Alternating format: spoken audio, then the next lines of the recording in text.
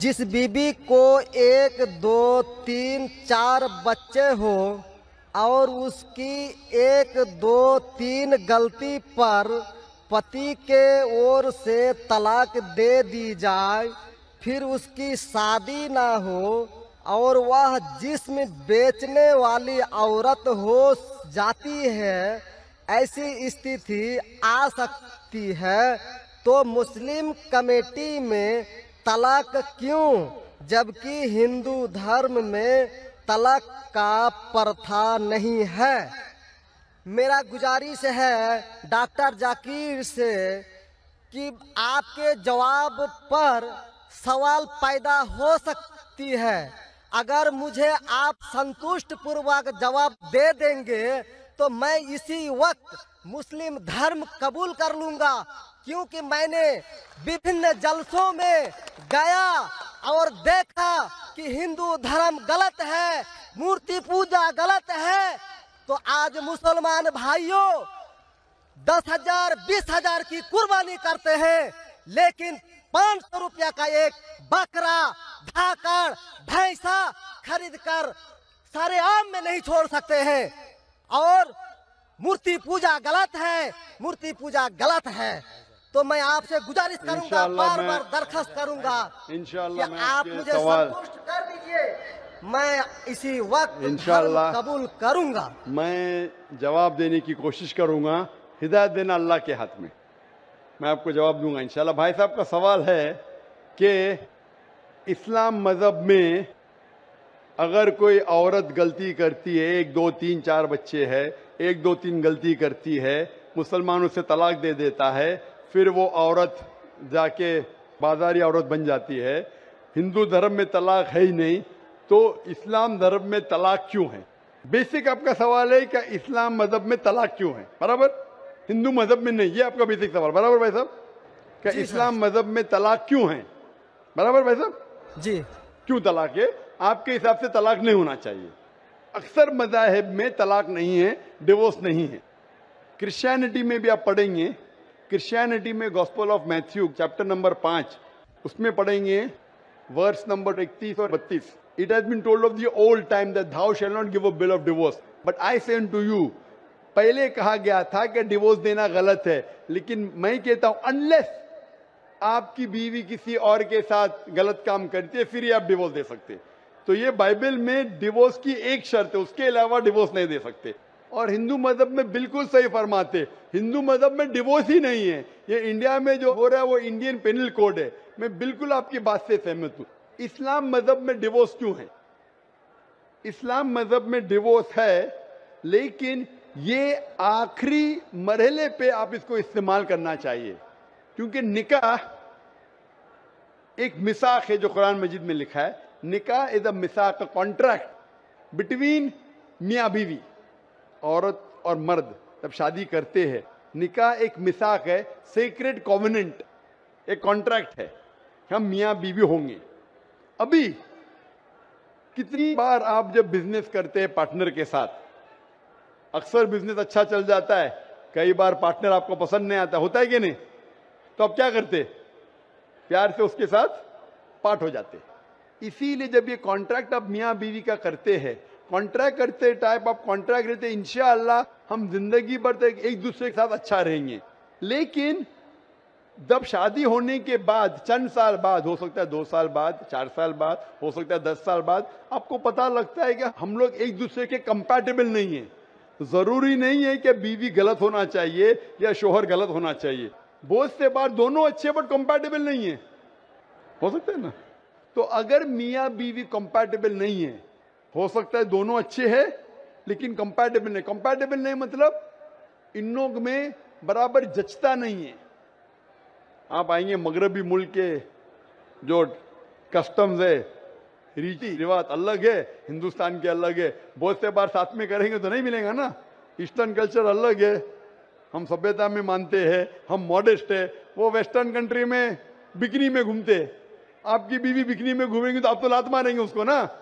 Western country में चलता है, आप समझे क्या? भाई साहब, भाई साहब जी समझते हैं, लेकिन ऐसी नहीं, परसेंट तो बहुत मेरा जवाब पूरा नहीं हुआ, मेरा जवाब पूरा नहीं हुआ। تو اگر آپ کی بیوی بکنی میں گھومیں گی تو آپ تو بولیں گے بھائی جاؤ اپنے گھر پہ جاؤ. ویسٹرن کنٹری میں چلتا ہے, ان کی بیوی بکنی میں گھومتی, ان کو کوئی فرق نہیں. اور ہو سکتا ہے کہ دونوں میں سے ایک اچھا نہیں ہے, ہو سکتا ہے دونوں اچھے نہیں, 3 چیز ہو سکتی, دونوں اچھے لیکن کمپیٹیبل نہیں ہے, یا دونوں میں سے شوہر اچھا نہیں یا بیوی اچھی نہیں, یا ہو سکتا ہے کہ دونوں اچھے نہیں. تو ایسے موقع پہ قرآن مجید میں اللہ سبحانہ و تعالیٰ نے طریقے دکھائے کس طریقے سے طلاق ہونا چاہیے. جب طلاق ہوتا ہے تو طلاق کی کچھ شرائط ہے کہ پہلے آپس میں بیوی اور شوہر بات کرے. بھائی کیا پرابلم ہے, ایسا نہیں کہ بیوی نمک زیادہ ڈالی کھانے میں, آپ نے بولا طلاق طلاق طلاق. اب نمک نہیں زیادہ پسند تو بولو بیوی کو بھائی نمک کم ڈالو, بیٹھ کے بات تو کرو. تو قرآن مجید نے لکھا ہے کہ پہلے آپس میں بات ہونا چاہیے. آپس میں بات کر کے اگر پرابلم سالو نہیں ہوتا ہے تو آربیٹر لے کے آؤ, بیوی کے گھر کی طرف سے, بیوی کے طرف سے ایک آربیٹر لے کے آؤ سمجھوتا کے لیے, شوہر کی طرف سے ایک کوئی بڑے کو لے کے آؤ سمجھوتا کے لیے. ایک میٹنگ کرو, پرابلم سالو کرو, سمجھوتا ہو جاتا ہے. پھر بھی نہیں پرابلم سالو ہوتا ہے تو پھر آپ طلاق دے سکتے ہو. طلاق دینے کا طریقہ ہے, طلاق نہیں, طلاق دو, پھر 3 مہینے رکو. کوئی ٹرائل پیریڈ ہے, عدت کا موقع. اس درمیان 3 مہینے میں آپ نے تو بڑے زور سے بولے میں بیوی کے بنا رہ سکتا ہوں, 2 ہفتے میں آپ کو ڈالا ٹکا بھاؤ معلوم پڑتا ہے, آپ بولے ارے بھائی مجھے بیوی کو واپس لے کے آ جاؤ, اب رجوع کرو, کوئی پرابلم نہیں. تو یہ ٹرائل پیریڈ بھی اللہ تعالیٰ نے دکھایا ہے. ابھی میں آپ سے سوال پوچھنا چاہتا ہوں بھائی صاحب, اگر آپ کی ایک بہن ہے, آپ اپنی بہن کے لیے ایک اچھا شوہر تلاش کرتے, بھائی صاحب آپ سن رہے مجھے نا؟ جی سر. بھائی صاحب آپ سن رہے کہ نہیں مجھے؟ ہاں سن رہے ہیں. ہاں, آپ اپنی بہن کے لیے اچھا شوہر تلاش کرتے, ایک دم تحقیق کرنے کے بعد, تحقیق کے بعد آپ کو پتہ لگتا ہے کہ 1 سال بعد آپ کی بہن آپ کے پاس آتی ہے, بھائی صاحب وہ شوہر جو آپ نے میرے تلاش کے بالکل غلط آدمی, کیا ہو گیا, وہ روز مجھے مارتا ہے. کیا بات ہے, وہ شراب پی کے روز مجھے مارتا ہے, روز مجھ پہ ظلم کرتا ہے, ہر روز بنا وجہ مجھے مارتا ہے. میں اس کی خدمت کرتی ہوں, میں اس سے پیار کرتی ہوں, پھر بھی یہ روز مجھے آ کے شراب پی کے مارتا ہے. آپ جا کے اس سے بات کریں گے بھائی کیوں شراب پیتا ہے, کیوں مارتا ہے؟ نہیں مجھے مزہ آتا ہے. آپ کے سمجھانے کے بعد پھر بھی نہیں مانتا ہے, ہر روز مارتا ہے. آپ اپنی بہن کو پسند کریں گے کہ اس کے ساتھ ہی جیے, یا پسند کریں گے وہ طلاق لے کے دوسرے کے ساتھ شادی کرے؟ میں آپ سے پوچھنا چاہتا ہوں بھائی صاحب. ہندوؤں میں دیکھا ہندو گیا کی بات نہیں کرتا ہوں, میں آپ کی بات کر رہا ہوں بھائی صاحب. ہندو مسلم کو چھوڑو, جی میں میرا آپ ہی سے- بات کر رہا ہوں. بھائی صاحب میں آپ سے پوچھنا چاہتا ہوں, اگر آپ کی بہن کے لیے آپ نے اچھا شوہر تلاش کیا, 1 سال بعد پتا چلتا ہے کہ وہ آدمی اچھا نہیں ہے, شرابی ہے, جواری ہے, روز آپ کی بہن کو مارتا ہے, اس کے ساتھ غلط حرکت کرتا ہے, اپنے دوستوں کو لاتا ہے آپ کی بہن کے ساتھ سونے کے لیے, تو آپ کو پتا چلے گا تو کیا کریں گے آپ؟ آپ پسند کریں گے آپ کی بہن اس کو جھیلتے رہے, یا پسند کریں گے اس کو چھوڑ دو دوسرے سے شادی کرو؟ آپ کیا پسند کریں گے؟ ہندو کو چھوڑو مسلم کو چھوڑو, آپ کیا پسند کریں گے؟ میں اگر اس طرح کا میرا بہن حرکت کرے گی, بہن حرکت نے, آپ کا بہنوں بھی حرکت کر رہا ہے. بہن تو بہت اچھی ہے آپ کی, بہن تو بیچاری دیوی جیسی ہے. میں ان کو سبق سکھاتا ہوں کہ دیکھو بہن, تم کو جو پتی مل رہا ہے تم اسی کا سیوا کرو. یعنی چونکہ ہم لوگوں کا دھرم جو ہے جب وواہ ہو جاتی میں ہے آپ کی دھرم کی بات نہیں کر رہا ہوں, میں آپ کی بات کر رہا ہوں. دھرم پہ بعد میں آؤں گا. میں ہاں تو آپ سے میں پوچھ رہا ہوں, طلاق آپ کے دھرم سے نہیں پوچھ رہا ہوں, میں آپ سے پوچھ رہا ہوں کہ آپ نے اپنی بہن سے کہا کہ بھائی اپنے شوہر کی آپ خدمت کرو, خدمت کرنے کے بعد بھی روز مارتا ہے, اس کی کیا غلطی بیچارے آپ کی بہن کی؟ آپ بولیں گے برداشت کرو, آپ کو کل کوئی ماننے لگے گا, روز آپ پہ ظلم کرنے لگیں گے, آپ برداشت کریں گے؟ آپ کی بیوی آپ کو روز ماریں گی, آ کے بیلن سے روز ماریں گی. وہ اچھی مارشل آرٹس کی ہے, روز آپ کو ماریں گی. آپ اس کو تنخواہ لے کے دیں گے, روز آپ کو ماریں گے, آپ کیا کریں گے؟ ون ریکویسٹ, میں آپ سے پوچھتا ہوں, آپ کی بیوی روز آ کے آپ پاکستان رپورٹر میں بھائی صاحب پاکستان کو چھوڑو, میں آپ سے بھائی صاحب مسلم کمیٹی کی عورتوں سے, بھائی صاحب سنو میری بات نا, پاکستان کو چھوڑو, ہندوستان کو چھوڑو. میں آپ سے سوال پوچھا, آپ نے مجھے سوال کیا, میں آپ سے سوال پوچھتا ہوں. پاکستان میں کیا ہو رہا ہے چھوڑو, مجھے بھی آپ کی فکر ہے. جی آپ کو اگر آپ کی بیوی روز مارتی ہے, ہاں جی روز آپ کو مارتی ہے, روز جا کے باہر عیش کرتی ہے, آپ کیا کریں گے؟ میں ان کو سمجھاؤں گا.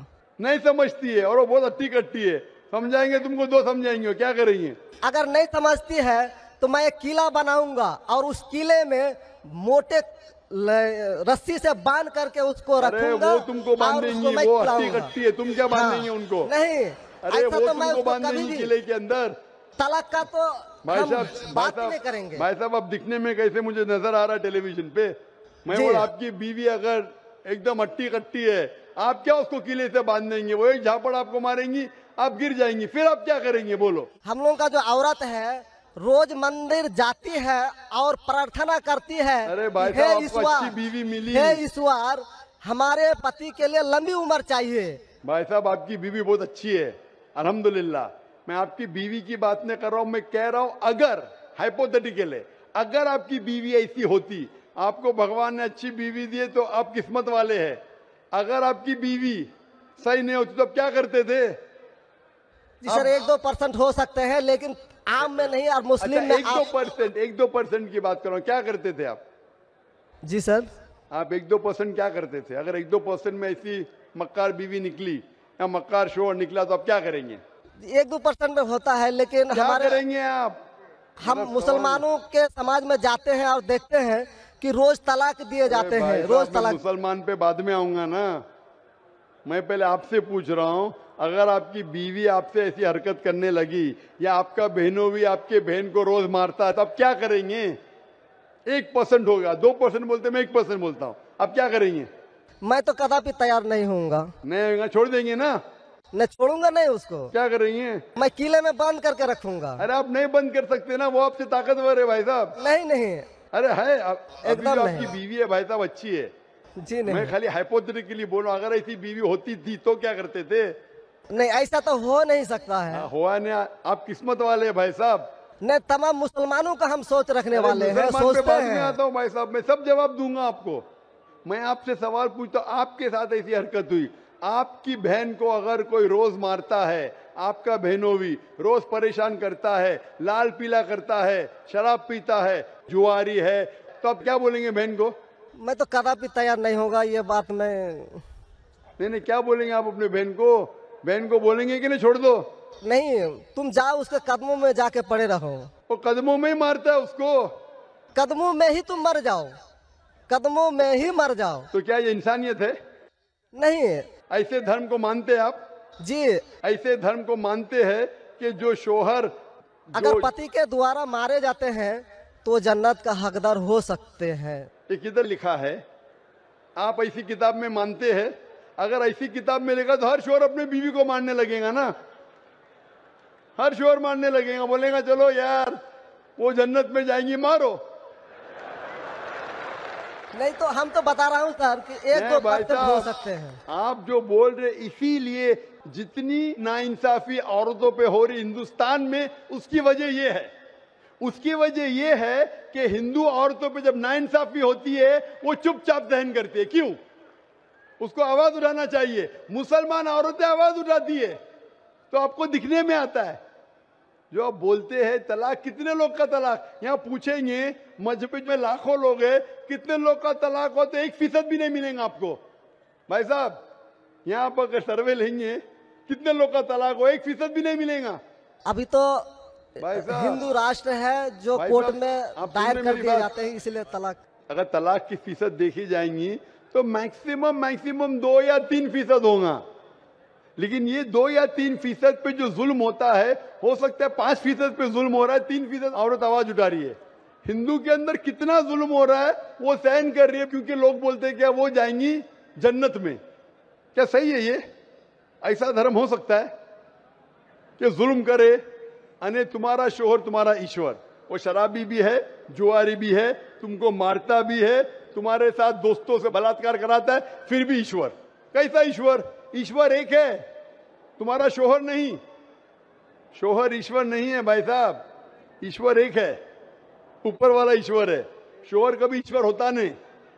ہاں شوہر کی عزت کرنا چاہیے، لیکن عزت کرنے کی حد ہوتی ہے۔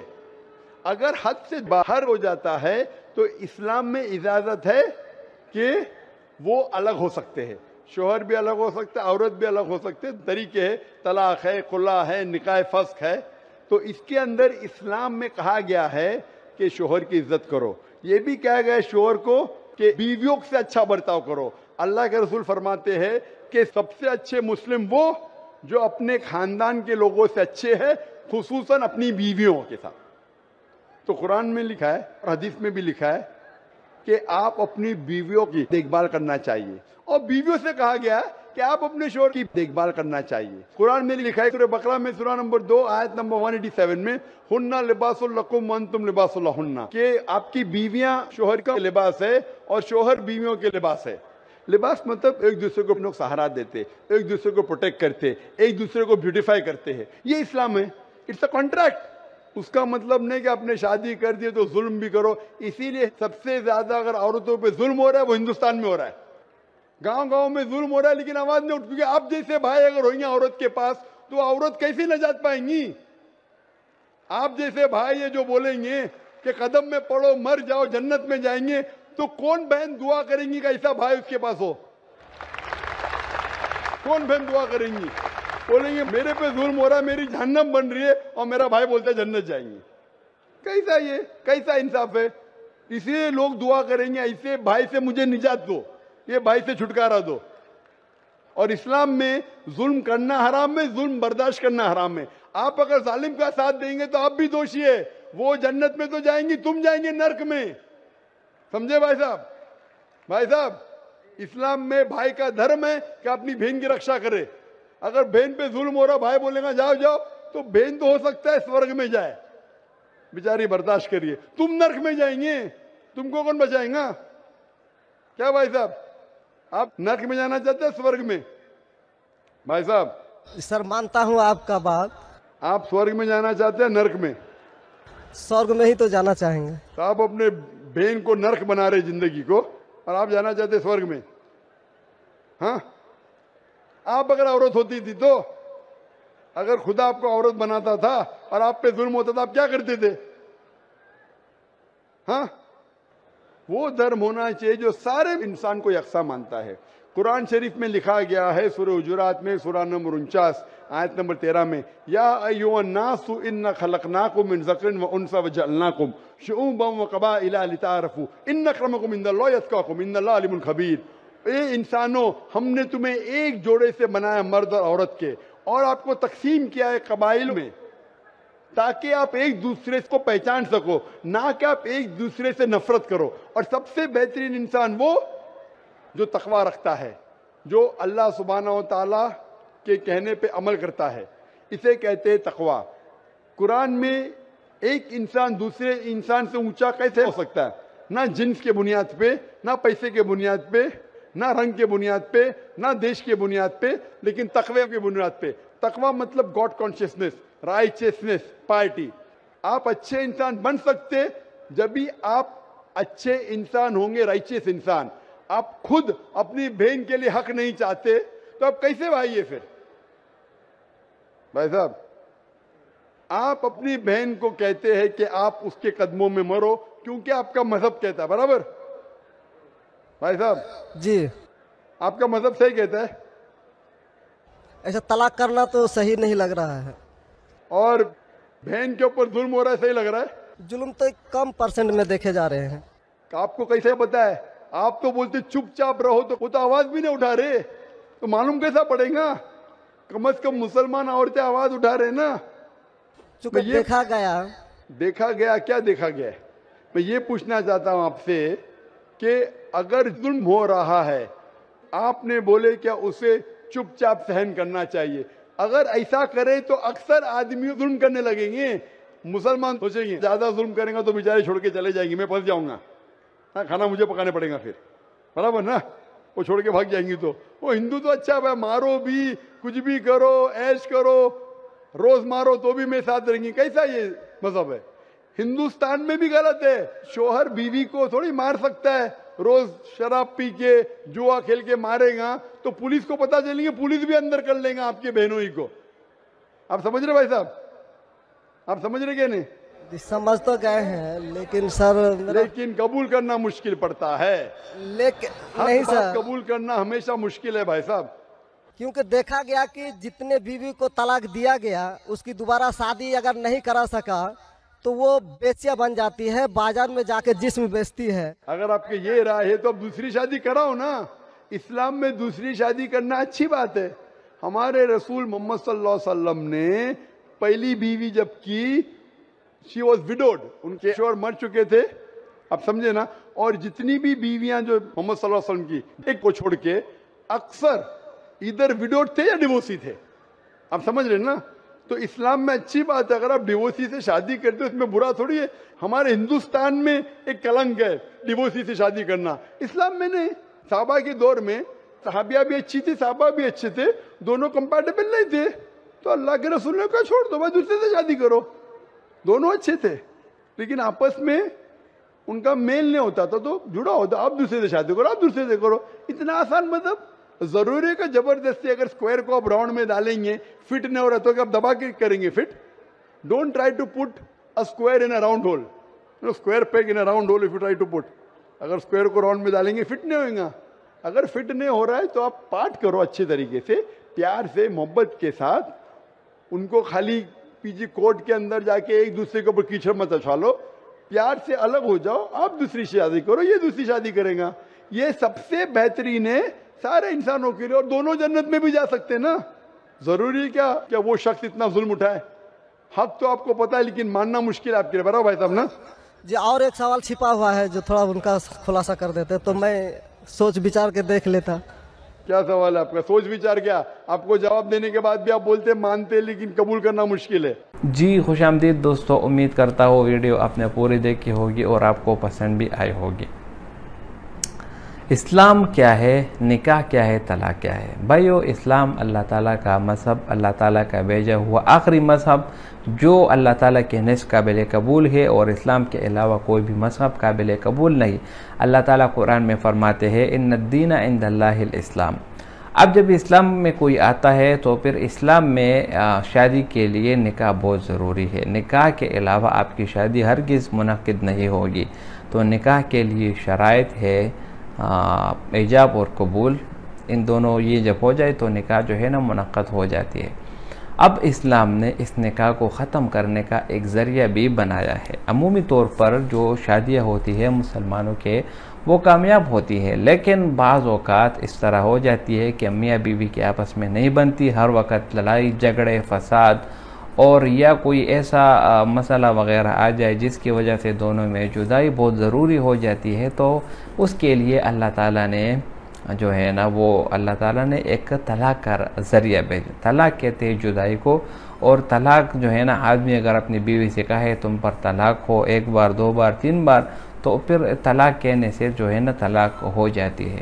اللہ تعالیٰ رسول اللہ صلی اللہ علیہ وسلم نے خود احادیث میں فرمایا کہ اللہ تعالیٰ کو تمام حلال کاموں میں جو سب سے زیادہ ناپسند عمل ہے وہ طلاق ہے, کیونکہ طلاق کی وجہ سے 2 جوڑے 2 خاندان آپس میں بٹ جاتے ہیں, بچے جو ہے نا وہ بھی بگڑ جاتے ہیں, اور بھی بہت سارے مسائل جنم لے آتے ہیں. تو آخری حل یعنی اگر جرگوں سے بات نہ بنے یا مل بیٹھ کر حکم مقرر کر کے اس سے بھی اگر بات نہ بن جائے تو آخری حل پھر اسلام نے طلاق دے دیا. کیونکہ اگر میاں بیوی کی زندگی میں سکون نہیں, یہ شادی تو بندہ اس لیے کرتا ہے تاکہ اس کو سکون حاصل ہو, اور جب سکون ہی حاصل نہیں ہوگا تو اس کے لیے پھر اللہ تعالیٰ نے جو ہے نا یہ طلاق جو ہے نا یہ نازل فرمایا. تو طلاق جو ہے نا اس کی وجہ سے طلاق کی وجہ سے یعنی اس کی وجہ سے دونوں کی نکاح جو ہے نا وہ ختم ہو جاتا ہے.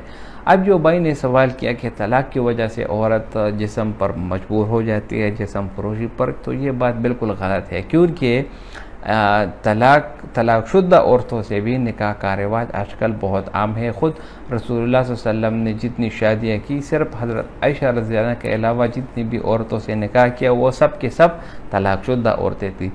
تو طلاق شدہ عورتوں سے نکاح کرنا یہ بھی نبی کریم صلی اللہ علیہ وسلم کی سنت ہے, اور آج کل ہمارے معاشرے میں اس کو بھی فروغ ملنے چاہیے کہ طلاق شدہ عورتیں جو طلاق ان کو مل چکی ہو تو ان سے بھی لوگ نکاح کرے, تو اس سے ان کی بھی زندگی بن جائے گی اور ان کے بچوں کی بھی زندگی سنور جائے گی.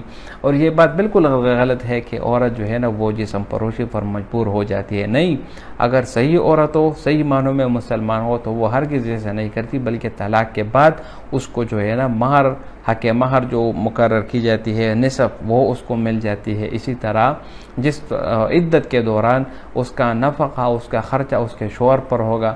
اس کے بعد اگر وہ عورت چاہے تو کسی دوسرے سے نکاح کر لے اور اپنی زندگی جو ہے نا وہ بہتر بنا لے. اسلام میں ایسی بہت ساری مثالیں پڑی ہے کہ طلاق شدہ عورتوں سے لوگوں نے نکاح کیا اور اپنی زندگی بہت اچھے طریقے سے گزار رہے. زندگی گزارنے کے لیے آپ کو کم از کم اتنا علم درکار ہونا چاہیے کہ آپ اپنی زندگی اچھی طریقے سے گزار سکیں. جتنی بھی اگر طلاق کی وجہ آپ دیکھ لیں، طلاق کے رجحان دیکھ لیں، ان میں سب سے بڑی وجہ عورت کا جو ہے نا وہ معاشی استحکام ہونا ہے. یعنی جب عورتیں خود کمانے پہ آ جائے اور خود پیسے کمانے لگے جب تو ان کو پھر کسی کی ضرورت نہیں پڑتی، اس لیے اس میں پھر انا کی جو خوشبو ہے وہ آ جاتی ہے. تو اس کی وجہ سے پھر مرد اور عورت کے آپس میں بالکل بھی نہیں بنتی اور اس کی وجہ سے طلاق ہو جاتی ہے. دوسرا سب سے بڑی وجہ علم کی کمی. جب تک علم کی کمی ہوگی اس وقت یہ طلاق کے مسئلے یہ بڑھیں گے اور اس کے جو مسئلے وہ اگر جتنے بھی آپ علماء کرام دیکھ لیں ان میں سے اکثر 100 میں سے 99% جو شادیاں وہ کامیاب رہی ہے. 1% اس میں بھی اس طرح نہیں کہ وہ پورے کے پورے انسان ہو جاتے، اس میں بھی طلاق ہو جاتی ہے. لیکن علم کی وجہ سے جو ہے نا میں سمجھتا ہوں کہ سب سے بڑی وجہ جو طلاق کی ہے وہ علم کی وجہ سے. اور رہی بات یہ کہ اسلام میں طلاق کیوں ہے، ہندو مذہب میں تو نہیں ہے، تو نہ ہو، بالکل نہ ہو. اسلام ایک ایسا مذہب ہے جو اس ایک طلاق کی وجہ سے دوسرے مذہبوں کے اوپر برتری حاصل ہو جاتی ہے. صرف طلاق نہیں بلکہ دوسرے بھی جتنے بھی مسائل ہیں ان سب میں اسلام سب سے آگے ہے. لیکن طلاق جو ہے نا ایک وجہ، ایک راستہ جو ہے نا بیچ میں آ جاتا ہے جس کی وجہ سے میاں بیوی آپس میں جدا ہو جاتے ہیں. اسی طرح عیسائیت میں اگر آپ دیکھ لیں تو اس میں بھی طلاق ایک ہی صورت میں ہوگی اگر آپ کی بیوی کسی دوسرے کے ساتھ پکڑی جائے یا کوئی غلط کام کرتے ہوئے پکڑی جائے تو پھر اس کو طلاق ہوگی. تو ہر ایک مذہب کا اپنا اپنا طریقہ کار ہوتا ہے. اسلام کا یہ طریقہ کار ہے. تو یہ طلاق دینا بہت برا عمل ہے. کوشش کرے کہ بات ماننے سے یا بیٹھ کر بانٹنے سے جو بات بن جاتی ہے تو وہ سب کے لیے بہتر ہوگا بجائے اس کے کہ آپ طلاق دے رہے. طلاق سے پھر آپ کی جو ہے نا بہت ساری مسائل جو ہے نا وہ شروع ہو جاتی ہے. امید کرتا ہوں ویڈیو آپ کو پسند آئی ہوگی. اگر ویڈیو آپ کو پسند آئے تو اس چینل کو سبسکرائب کریں. بہت شکریہ.